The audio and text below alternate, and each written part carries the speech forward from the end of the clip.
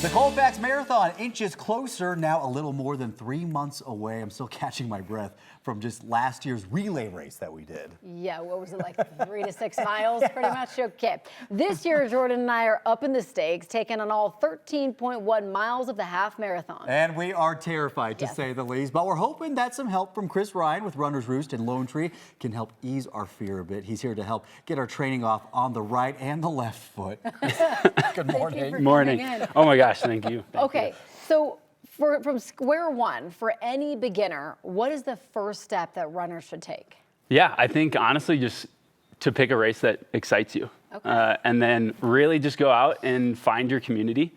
Sign up for the race is the first thing. Define excitement, Chris. You just got called out. Yeah, just something that, you know, it just really strikes like your soul and gets you motivated to get out there, because at some points running is not so fun, but it can be a lot of fun, especially with the community. Yeah, so that's right. Yeah. All right, let's talk about nutrition. What are good meals, you know, to eat throughout the whole training process? You know, not just then, but also the day before a race, the morning of a race. These are questions we often ask.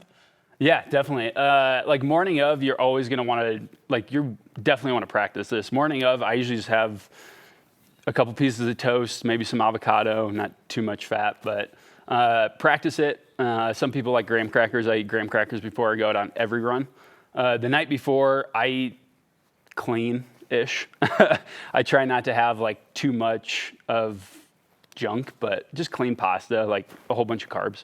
That's the best part of running, so Okay. all the carbs. I feel like you have to tell people what you're training for right now. Yeah. 'Cause it is insane. You're next literally in the level. middle of a process of this. Yeah, I'm training for the lead challenge. It's the Lead Man, so it's all the Leadville race series. So it's a 100-mile run. Yeah, so you start with the marathon. It's the Leadville Marathon. The next week, 2 weeks, you do the Leadville 50 Silver Rush. Then you do the 100 bike 3 weeks later.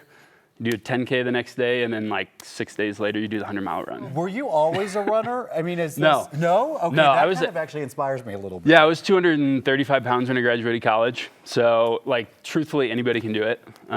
It just takes starting and getting excited about something and consistency. So. Okay, well, I feel like he just answered my next question, because I was like overall advice, but consistency, anyone can do it. I think ask it again, because I need a little bit more motivation to get started here. Like, to anybody who they have that itch, they want to get into running, what is the best advice to them? Yeah, honestly, go to your like local run club. Runners Roost hosts a run club basically every night. There's tons of people with like the coolest stories ever.